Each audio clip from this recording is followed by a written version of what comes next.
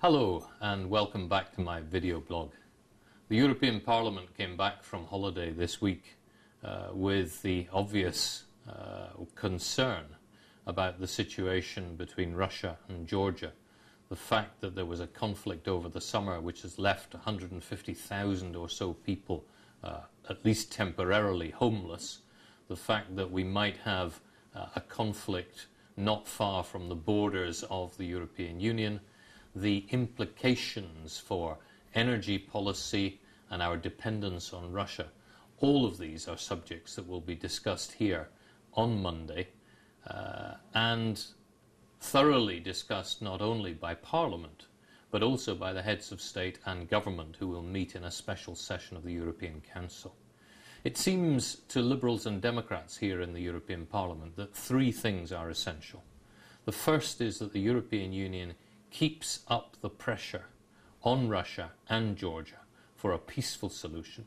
The second is that we organise humanitarian aid as soon and as efficiently as possible. But the third is that we rethink completely how we deal with Russia.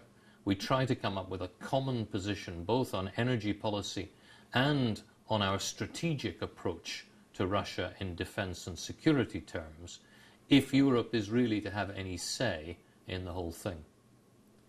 You may have noticed earlier that I said we will discuss this when we meet here next week, here being in Brussels, because a rather unusual thing happened on the 7th of August.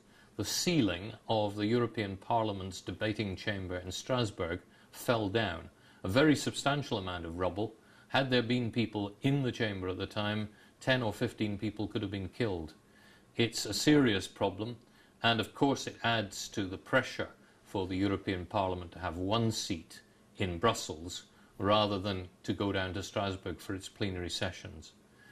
I have to give credit, though, to the French government for the way, the seriousness and the fast reaction, the way they've handled this crisis, and I hope that by October we will be able to revert to Strasbourg for our parliamentary sessions. But there are many people in the anti-Strasbourg camp who are wearing big smiles, and some of them wearing hard hats just to make a point at the moment. I'll come back to you next week with information about what happens in our full plenary session of the House. Please visit our video blog to find out.